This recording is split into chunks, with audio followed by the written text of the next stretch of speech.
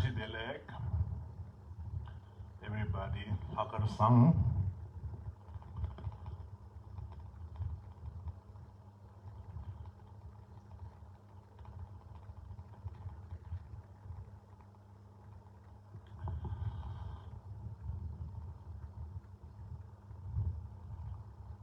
So I hope everybody is doing well, and welcome to Wednesdays with Rinpoche. So our usual Wednesday talk, and here in India, I heard you have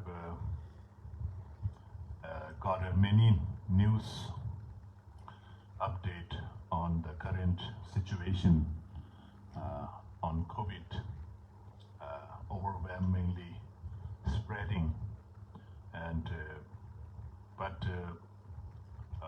here where I am staying in the village, so far not many cases.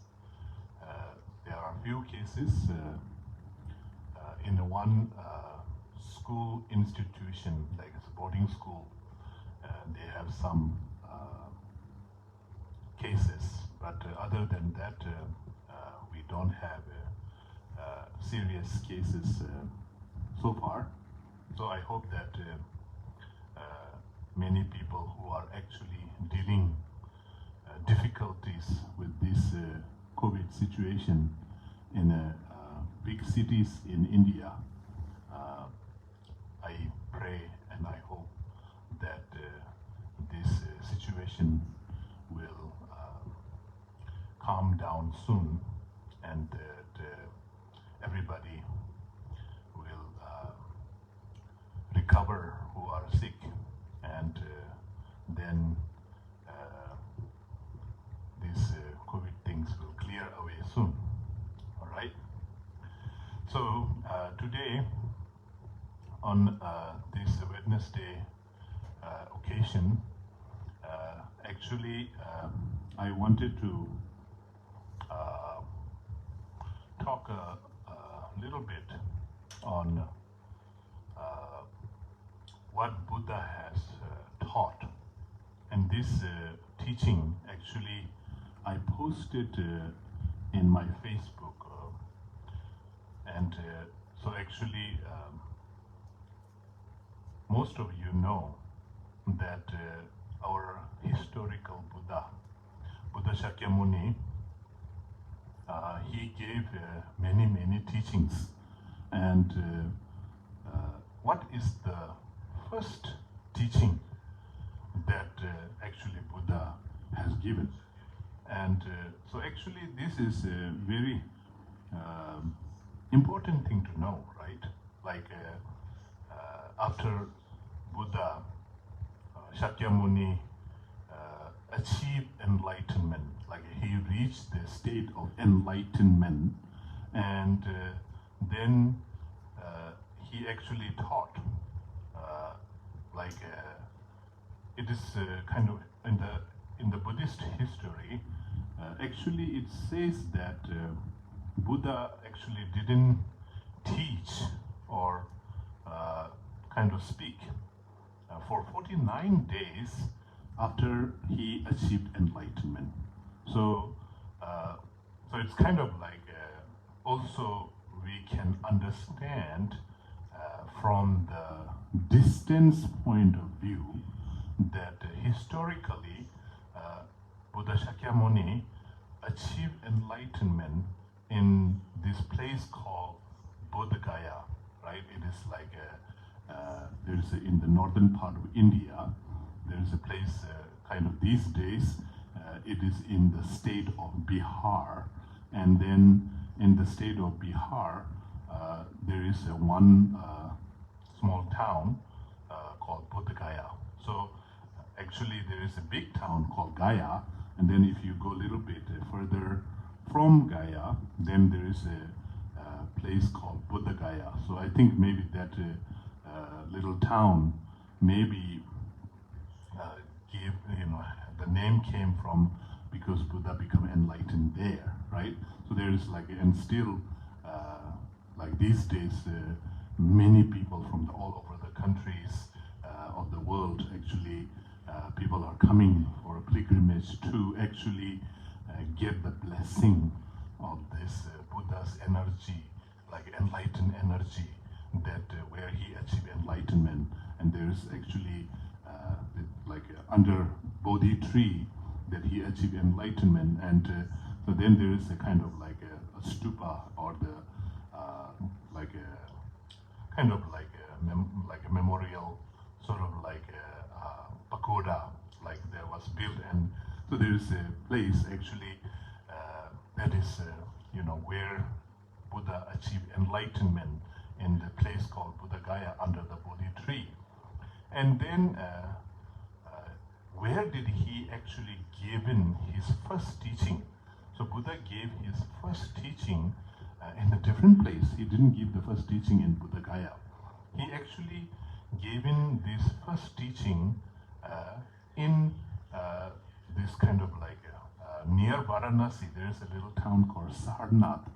I think Varanasi is like a very ancient city, right? It is like in ancient India, it was a very, very big cities.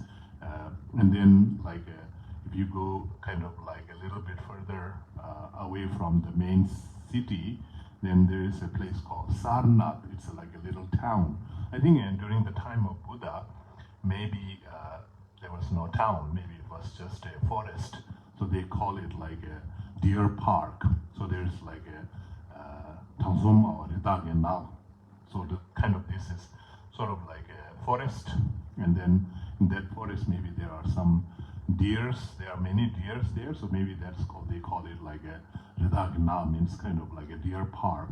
And so Buddha gave his first sermon teaching, and also to whom he has given the teaching. That is also actually plays a very important, interesting actually, because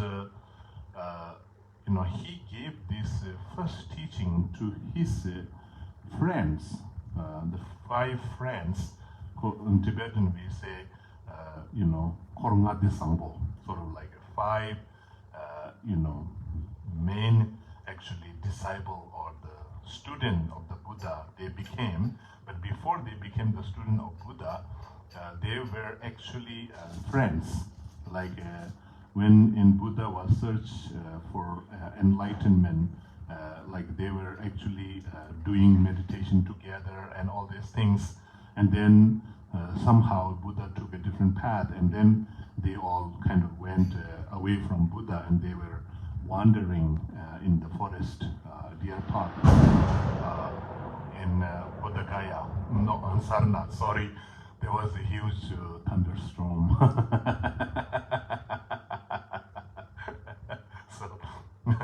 So maybe this, our sky is roaring. So there was a huge thunder sound right now. So anyway, he given this first teaching to Korunga de Sangpo, the 5, disciple of the Buddha, first disciple of the Buddha. And when Buddha actually gave, what did he say? Right? What is the first word? Actually, what is the first word he taught? What is the first thing that he taught? And that is actually a very interesting, because this teaching actually is called the teaching of the 4th noble truth, right? The truth of 4 noble truths. So, like 4 noble truths, or truth of 4, actually kind of like a Phagwet Dembashi. So this 4 noble truth teaching. So out of 4 noble truths, and I think most of you already know what are the 4 noble truths, right? So it is like the truth of suffering, the truth of origin or cause, and the third is the truth of cessation, and the fourth is the truth of path. So this is kind of like, I think many of you already know. But how did he actually taught the Four Noble Truth? Right? How did he actually taught the Four Noble Truth? That, if we go into that, because the first word that he actually came out of his mouth, the first statement he was making, and it is actually, when it is translated into Tibetan, it is kind of like the statement is Dini Dunge Pape Dembao, right? So this is a very profound statement actually. In English, it is translated as, this is the truth of suffering, right? This is the truth of suffering. So, imagine you are there in front of Buddha and listening, and so this kind of like a Buddha comes right in front of you and then say, this is the truth of suffering. What will you get? Right? So for example, when I say this to you, this is the truth of suffering. So what is that you are actually getting? So our ordinary mind, if we are listening not carefully, if we are not listening with mindfulness, if we are just kind of listening just kind of carelessly, then it is kind of like, this is the truth of suffering. And then I think many people will say, so what? Right? Our ordinary mind will think, so what? But when Buddha actually said, this is the truth of suffering, the five disciples who were there at that time, they had a special insight. Sort of like they actually, they heard something very profound that they have never heard before. It's like this. So I think if we actually go very deep into this meaning of what is Buddha saying actually? This, right? In Tibetan, di. In English, it is translated as this. So when he was actually, what he was saying, this, what is this? So this is where is he pointing? What is he saying? So if you actually understand this, when Buddha said, this is the truth of suffering, what is he talking? What is this that he was saying? This, dini, right? So this, in this word, of one word, this, it is huge actually. It is huge. So actually, he was actually saying every single existence of this universe. Every single existence of this universe. So somehow, this existence, whatever it is, this moment, this space, this everything, right? This body, this feeling, this mind, and this, formation, energy, and this consciousness, this, whatever it is, this, so it is kind of like when Buddha said, this is sort of so if we actually go into really understand what Buddha was actually saying, so just kind of remember just this one statement, one statement that Buddha was actually saying, this is, right? So this is, so whatever exists, so the whole existence, so it is also, this is also, which actually he was pointing to, this yourself, your whole existing being, like whatever you are, what is this? This. So this word of this is like when Buddha proclaimed this, when Buddha said this, the 5 disciples who were listening to this, it was a huge opening. It was a huge opening. It was just like it actually unlocked, it just unlocked the whole, sort of like it just opened their mind. It just opened their whole sort of like mind and their whole heart. It is just like, so this sort of like, and also kind of bringing, like Buddha didn't say that is, right? That is, like he pointed somewhere there or something. This, like bringing totally into this present moment, right? Bringing totally yourself into the present moment. So somehow, like it is actually telling, the meaning is saying, if we are trying to find deep truth, so where is truth? Where does truth exist? Truth exists here, right now, right here. It is not exist somewhere in the past. It is not, it is not exist somewhere in the future. It exists right here, right now, right in front of us, right with us. So, see, this is kind of like if we actually look at this Buddha statement when he said, Dini, which di? Which this? What is this? This. So somehow it is like, like as a truth seeker, we are searching for the truth. We are searching for what it is. Who am I, right? What it is this that is everything here.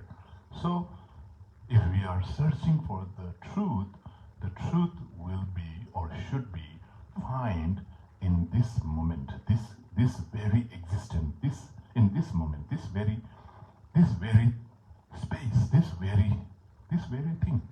So thisness or suchness. So somehow it is just kind of like it is totally bringing you into this moment. So it is kind of somehow, it's like centralizing it, totally centralized, right? Totally centralized. So why? Because as a seeker, as a truth seeker, where we have been, right, in the past, right? In the past, like we have been, no matter whether you agree that you are searching for the truth or not, somehow it is natural. It is natural that we have been, right? We are always searching for the truth. What is the truth? What is the truth? What it is, like something like it is kind of this boiling question is always with us, right? It is like we are searching for the truth. And so as we are searching for the truth, everywhere there's one place that we missed. The one place that we missed is this. We searched truth everywhere, but we actually didn't search truth here, this. So that is what Buddha was making this statement. See, now you can actually understand. Like the Buddha actually doesn't have to say this whole statement. Like just as kind of listen to the Buddha's teaching, like in a slow motion, sort of like Buddha was like there and say this, and then kind of like how will you take this? This is, right? This is the truth of suffering, right? This dinni dunge pakpe dembao. So now, here, this is the truth of suffering, because why he's talk suffering here? The first place he talks of suffering. Why? Because suffering is the thing that we are always very familiar with, right? Suffering, because we are somehow, like if we look into our present situation, right? We look into our present situation. If we look at the present situation of the world, and then especially during this time, like there are so many people struggling, right? Struggling with these pandemics, struggling with the fear, struggling with the anxiety, struggling with the fear of lost, right? Fear of losing. So it is kind of like, see, the thing that we are so familiar in our day-to-day life, the suffering is the thing that is actually we are very familiar with, and suffering is the thing that we are very concerned, right? Very concerned. Like everybody, right? We are all somehow, we are always trying to avoid suffering, right? We are always trying to overcome suffering. And then it is just like anything, any activities, any single thing, anything that we are motivated to do, anything, somehow it is just like we are motivated by kind of like not to suffer more, right? It is kind of like somehow we are like we have so many hurts, right? We are hurt, right? For example, there's like lots of hurts, physical hurts, emotional hurts, right? Mental hurts, psychologically hurts, right? And deep spiritual hurt, energetically hurts. See, if we look about that, all the hurts that we have. So if we actually kind of like, if we actually look into like our life, like each and every one of us, we have so many hurts, right? We are hurt in the past, since we are aware of our life, we don't have to go back into past life or anything, right? Don't go into the past life. Just in this very lifetime, since we are aware, like how many, like if we are looking into our life, then like there are there's hurts, happens when we were a childhood, hurts that happens when we were a teenager, hurts that is happen when we are actually growing up and going to school, going to college, or working in the work environment, and then in just kind of like and our family environment with our friends. See, look how many hurts that there are. So this is kind of like suffering, right? Hurt is suffering, pain is suffering. So somehow suffering is the something that we are so familiar, and something is something that we are all very concerned.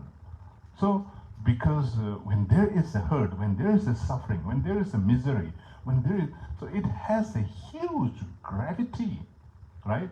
Like for example, if we have some little pain in our, one part of our body, like say for example, if we have a small wound in our hand, then even though like the 99% of our actually skin is okay, but if there is a small pimple, if there's a small pain, if there's a small kind of like a kind of lumps on our skin or something, then see how much gravity it has, right? It has so much gravity that actually it pulls your whole being into kind of concern about that little pain. It just doesn't matter, even though the 99% of your skin is okay, but if with just one small wound or small pimple or a small kind of like a kind of boil there, but somehow how much our attention, all our energy, all our kind of like a concern, how it is actually pulling into that small area, right? See, that is the power of suffering. That is the power of pain. That is the power of hurt. So that is why this is something that how Buddha actually put this together. This statement is so actually wise, that he was so wise. So somehow he's saying di ni dunge. Dunge means like translated in English as a suffering. But if we actually look at the word, there's a true syllable in the Tibetan when we say duk nyel, right? So somehow that is also very important to know, right? It's just kind of like duk nyel is translated as a suffering. All the sufferings are dungel, but all the dungels are not necessarily suffering. So maybe when we use the word suffering, it is kind of covering the very big part of the dungel, but it is not covering the whole what in Tibetan what we want to say dukngel. Sort of like a duk, kind of like a what is the first syllable? Duk, like a dungel. There are two syllables, duk and ngel. Duk means kind of like a hardship. So what is actually it is giving the meaning? Duk means hardship. Hardship means a struggle, right? Struggle. So I think I kind of choose the word struggle, kind of like a, and then struggle actually kind of gives the better meaning of dungel in like a, so it is kind of like a, when even though I say this is the truth of suffering, yes, suffering is one huge part of the struggle, right? But sort of like from the Tibetan word duk and nyel, so duk is like hardship, sort of like a struggle. And nyel, so the second word nyelwa is exhausted. So if you put these two words together, like exhausted by struggle, so struggling, exhausted, you're kind of like a very restless, right? Restless. It is kind of like because it is somehow you are like, even though you are not feeling what you call not feeling kind of like a huge pain or hurt or anything, but somehow just kind of like without pain or anything, if you're just sitting there exhausted, that is like the, that is what it's called, dukngel. So somehow in samsara, right? In samsara, somehow we are exhausted with the struggle. So somehow it is kind of like like exhausted by struggle. So dungel, so is actually the actual meaning of the dungel. I like to translate in English as struggling over the struggle, right? So struggling over the struggle is kind of like giving a kind of complete meaning of dungel here, in suffering. So dungel, pakpe dembao. So it, I'm kind of like putting this whole what Buddha, statement. So each word actually has a very interesting meaning on this. Sort of like a dini, this is the truth of, like the pakpe dempa. Sort of in Tibetan when we say Phagwe Demba, like when we say truth. So it is actually translated as a Phagwe Demba, sort of like a truth, sort of like a Phagpa means, so here is another Tibetan word, Phagpa. Phagpa is actually exalted being, like exalted being or noble being. So it is like the, why it is called the, like it is actually truth, true, like to whom it is the truth, who sees the truth, sort of like, so it is actually showing that who sees the truth, it is like when you are sort of like so here actually it is interesting to explain the word Phagpa. Phagpa is a ordinarily Tibetan word. Phagpa means kind of like above, sort of like kind of like you know, coming a little bit above. So kind of like actual meaning for Phagpa means raised, right? Raised or elevated. Yeah, elevated is a good word. So it is like elevated.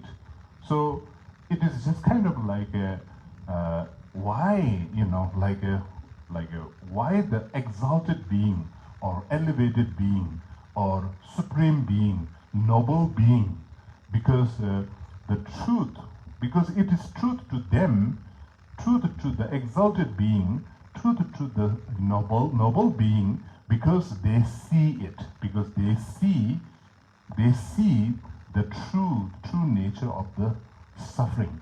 So somehow it is just kind of like when you actually see, when you actually really see the truth of suffering, what it is, this suffering is, what is this struggling is, somehow you are elevated. So that is also another meaning. There's a lot of meaning in that. Why it is called Phagwe Demba, right? Phagwe Demba, the truth, true, noble being. So it is like somehow it is also showing the meaning that Phagpa means kind of like you are above, sort of like, so somehow when we actually look at the suffering, when you look at the truth of suffering, like we can see the truth of suffering only if we rise above, sort of like we rise above the suffering. So somehow where you have to look is, you have to, if you look at suffering from under, right? Like when we are looking at the suffering, most of the time, how we are actually looking at the suffering is we are always looking at the suffering from below. Why? Because suffering is always above us. We are not above. Our mind is not above the suffering, right? We are always below the suffering. And somehow we look at the suffering by sitting under the suffering and then looking at it. And there's like when we look at the suffering, somehow we are not looking with the wider perspective. Our perspective is so narrow. Our perspective is so narrow that when we actually look at the suffering, we look at with a very narrow perspective. So when we are looking at the suffering with a narrow perspective, then we are looking from the below. So watching being aware of the suffering, looking at the suffering by rising above the suffering means having a higher or wider perspective. So that is what Phagwe Demba. So now, Phagwe Demba, this is the true noble being. Right? This is the true noble being. This is the truth of suffering that is true noble being. So this statement, think very carefully, right? So just kind of like somehow, I always think that if whatever Buddha has taught, all the teaching of the Buddha, so the first statement that Buddha made, this is the truth of suffering. That is the foundation, right? That is the foundation of all the teaching, and rest is extension. Rest is sort of like he summarized the whole of the thing. So somehow, if we actually know how to put whatever Buddha has given teaching into this one statement, then we actually understand Buddha. So then, right, like when we extend, so the first statement Buddha actually said, this is the truth of suffering. Din ni dunge phagpe demba o, right? So this is what he said. So I don't know what is you're getting here. What is the meaning, right? And if you want some topic to meditate on that. Meditate on that, and then just kind of, you can imagine that Buddha was right in front of you, and then Buddha was saying this word to you. This is the truth of suffering, and how will you actually go into it? How will you understand this, right? And then to expand this teaching, the second word, right? Second, when to expand this one, what he said is Dunge Shebracha, right? So this suffering, the truth of suffering that whatever he was saying, so what he said is suffering should be understood. So suffering should be understood. So somehow it is like you should understand the suffering. Suffering should be understood. So now this second statement, what is Buddha saying? So it is just kind of like you actually have to, right? You have to understand the suffering. What is suffering? What is this? What is suffering? Because understanding, right? So somehow when you understand the suffering, then like there are so many different layers of understanding the suffering. What is suffering, right? So understand, suffering is to understand, right? Suffering should be understood. So also Shebara Cha in Tibetan, it's a Dunge Shebara Cha. So what is also the saying under Sheba means understand. Understand. You should understand. And here also kind of like what it is actually saying, Buddha was saying is Sheba has another meaning of acknowledgement, to know, to actually recognize. Sheba means also recognize. So you should recognize the suffering. So somehow it is like the suffering is something that to recognize, because this like there are few different level how to understand the suffering, right? First of all, when we are on this kind of like process to understand the suffering. So first of all, we have to understand like where is suffering, right? Suffering is here, and who is suffering, right? So who is suffering? I myself is suffering, and then if we can actually expand, I and all sentient beings, we are struggling. So somehow we are suffering, sort of like. So this acknowledgement is very important, because many times when we are like when we are in this process to understand the suffering, we actually don't understand by acknowledging that we are the one who is struggling. So somehow we have to kind of come to this kind of like accepting or acknowledging that I am the one who is suffering. We are all suffering. We are struggling. So kind of like not living in this denial, right? Acknowledgement is actually the opposite of the denial. But somehow, many times when we actually comes to the suffering, even though we are actually struggling with the struggle in our day-to-day life, we have so many hurts and pains and misery. But like when we actually kind of like when we actually go into the public or something, we pretend, right? We pretend like, okay, I'm not suffering. Like we show that I'm not suffering, I'm okay. I'm sort of like, so there's actually a huge denial there. We deny, we pretend that we are not suffering, right? We pretend. So that is what, like if we actually truly understand the suffering, then we will know that suffering is there, and this is kind of like a, and we will know exactly what we are feeling, right? So somehow it is just like we have to know what we are feeling, like we are actually suffering. Then we should know what we are feeling. So that is why Buddha said,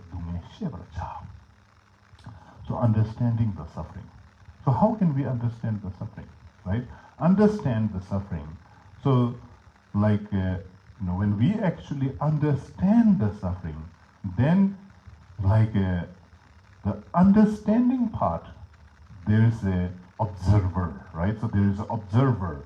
So there is a person who is experiencing the suffering, and then when you experience the suffering, then there is a like a how you are observing how you are suffering, right? So there is an observer, and then object is the suffering, and then this observer and the object suffering,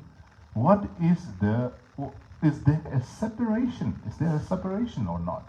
Like how much separation is there between the person who is suffering and the suffering itself? So kind of like how are we actually looking at it? How we are actually observing it? So somehow Shevarcha is when you understand, when you truly understand the suffering, then it is actually different. So that is why Buddha said suffering should be understood, the second statement. And then third statement is very important, very interesting, right? So Dunge Shevarcha te. And so now suffering is to be understood. Then there is a Tibetan word te. This is a very important word. It's kind of important word te. Sometimes people translate this te as a yet, but, like suffering should be understood, but they actually translate that. But I actually wanted to translate that as and, right? Suffering should be understood, and so somehow this Tibetan word te, in Tibetan we say hakje, like te sum hakje. Hakje means it's a kind of like a genitive particles, or something kind of like a genitive particle means kind of like it is a continuative of the previous statement, right? So it is, and sometimes te also means reason. But here I think what Buddha was saying, when he said that suffering should be understood, and so now he's saying, and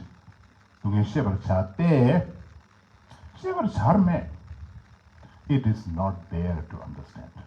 So now, what are you getting here? What is the meaning here? What are you getting? Suffering should be understood, and it is not there to understand. It is not there to understand. So this is a kind of like, even if you listen to this word, you should actually focus the word here is there. It is not there. Where there?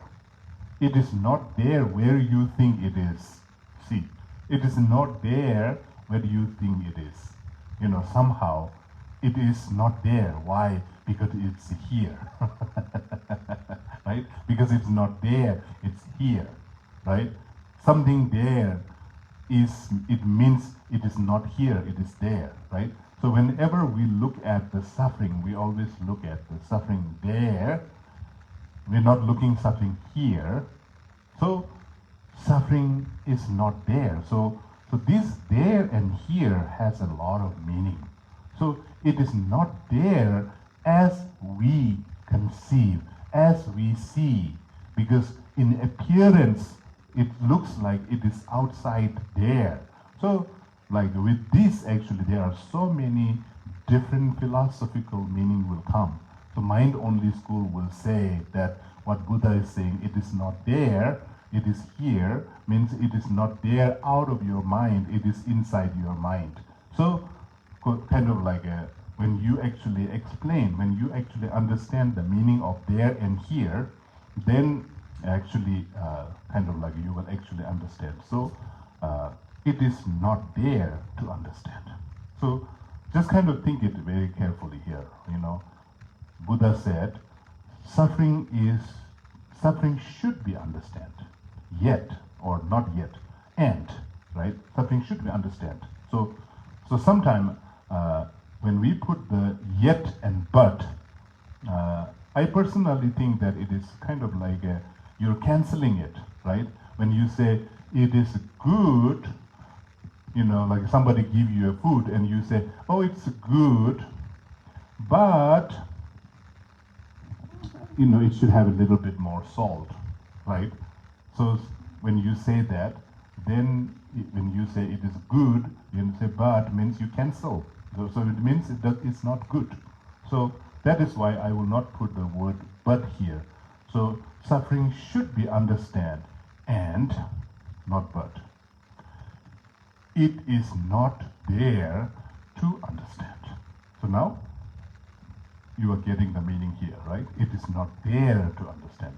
Why it is not there to understand? Because if you are looking there, then you will not get. You are understanding suffering that is not a real suffering. It is just some sort of like a kind of projected, projected suffering, because we are not actually dealing with the projected suffering. We are dealing with the suffering that is here. Right now, we are experiencing something, something here. So here, sort of like it is sort of like Buddha was actually talking of non-duality. It's no separation. So, like when it comes to the non-duality part, so somehow it is kind of like conclusion is coming to, the suffering and the person who is suffering. Somehow there is no separation. So it is kind of like, it is coming to somehow conclusion. The conclusion is like at the end, there is no difference between happiness and suffering. So it is kind of like there is no separation between happiness and suffering. It is suffering is something that is there. So if we actually transform this, whatever we have here, if we transform this, then it will transform into happiness. It will transform into happiness. So that is happiness and suffering is something, it is here. So kind of like it is also have a meaning that suffering is not something to get rid, right? So getting rid of suffering, sometimes I don't know if it is really the meaning of what do you call overcoming the suffering, right? It is like you don't have to get rid of it. You just, whatever you have, you just transform it. You just make whatever things that we have, just make it better, right? Just make it better. And so then you don't have to take it out. You don't have to get rid of it. You just have to keep it, but you actually upgrade it, you transform it, and so that is called the transition, right? Transition, what do you call it? Transcend, right? So it's kind of transformation. So anyway, today I just kind of wanted to teach a little bit on this very interesting Buddha's teaching called from the first turning of the wheel, and then And then Dunge Shebar Chade, Shebar Char Me. So this is the truth of suffering. Suffering should be understood. And the third statement is that suffering should be understood and it is not there to understand. So anyway, so this is just a short teaching. But even though it is very short, but it is a very important one, very profound one. If we know how to look at it, that is enough. So there are many, like a Buddha's disciple, just by hearing this is the truth of suffering, it is a huge unlocking. It is an unlocking key. It will unlock, right? So somehow, I think the password to unlock, it is in there if we know how to take the code from this word. This is the truth of suffering. So the unlocking code that Buddha has put it. So that is the password. Anyway, all right. So everybody who joined here,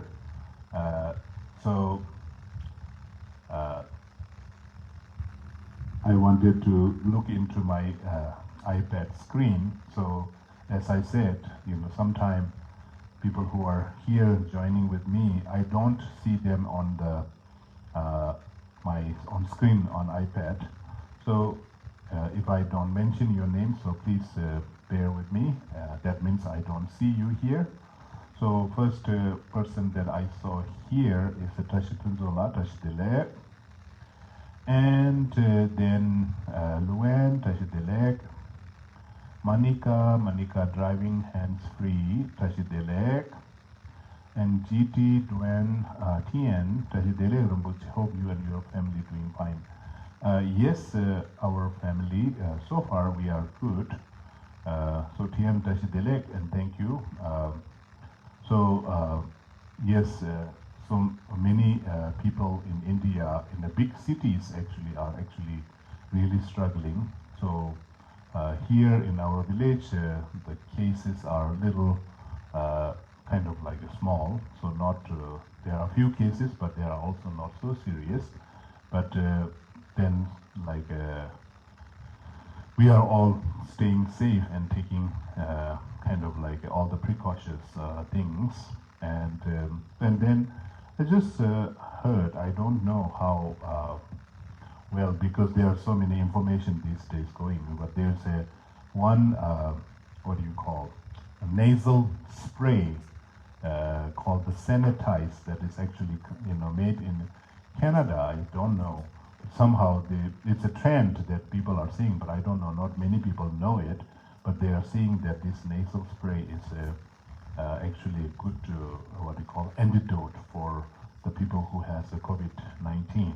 So somehow they spray this, and so I don't know if it is kind of getting the words out a little bit, so people are actually, maybe people will try to get it, right? And so anyway, there are so many solutions that is coming, so I don't know how much accurate it is, but I just kind of, before I start this teaching, I just heard it from some people. And then Osan Targela Tashidelek, and then James Riviato, James Tashidelek, Dennis Shaver Tashidelek, Mary Milam Tashidelek, and Sandra Braza Tashidelek, Andrew Wall Tashidelek, Carol Inglested Tashidelek, and Sean Ming Tashidelek, and Manika saying Tashidelek, prayer to all battling COVID in India, Rinpoche. Thank you. And Janet Campbell, good morning, Janet. And wow, thought that was Buddha. Okay. Kesan Gindu Tashidelek, Jitka Marigold Tashidelek, Melissa Smith Wagner, be kind, so kind. Thank you, you're welcome. And David Komido, thank you, and Tashidelek from Kayla and David. Kayla and David Tashidelek.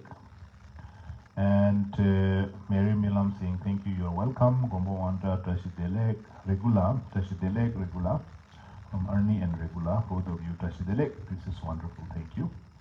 You're welcome. Then John Gossett, Tashidelek, I made it praying for all of you in India. Thank you, John. And then Ninju Kumaran, prostration Gurudeva, Tashidelek and Pranam. Immeasurable gratitude for this most profound and foundational teaching, Master. If and when times allow, please teach us about the qualities of good disciple, the five blessed one who received and understood. This exemplify our aspiration as ordinary devotee who aspire to someday to be worthy disciples. Namo Namaha. Yes, I think that is so true, that I think the Buddha first five disciples, so somehow, even though Buddha just said something very simple word, right? When he said, this is, right? In Tibetan, di. And so maybe in Sanskrit and Hindi, maybe I think ye dharma, ye dharm, right? Ye, this, I think. So, like it has a, even though it is a one simple word, but actually it includes so many meanings. So, so that is kind of like I just wanted to kind of share this with you. And so, okay, so everybody, so far here in India, in our part of the world, we are actually a little bit safe. And I myself got both doses of vaccination, and I heard that it is actually, there are many people who actually got a vaccination also are actually catching this COVID-19 flu. But the infection was actually not bad for people who had a vaccination. So maybe there is some positive kind of like effects on this. Anyway, there are so many people struggling and their families struggling. So please send your prayers, and I will also send my prayers. And so during this time, His Holiness the Dalai Lama actually says, reciting the mantra of Tara, Mother Tara, Tare Tudare Ture Swaha, this mantra, and then Lojima, Parnashavari, Goddess Parnashavari mantra, somehow will bring kind of, good energy to kind of recover people who are having sickness. And so please, if you know this mantra, please do so. Dare Tudare Ture Soha and Tishate Parnashavari, Sawajura Parshamanaya Soha, that mantra. So if you don't know this mantra, then you can actually Google it, or in my Facebook also, I posted it earlier in my post. Anyway, thank you, and take care, and see you next week. All right?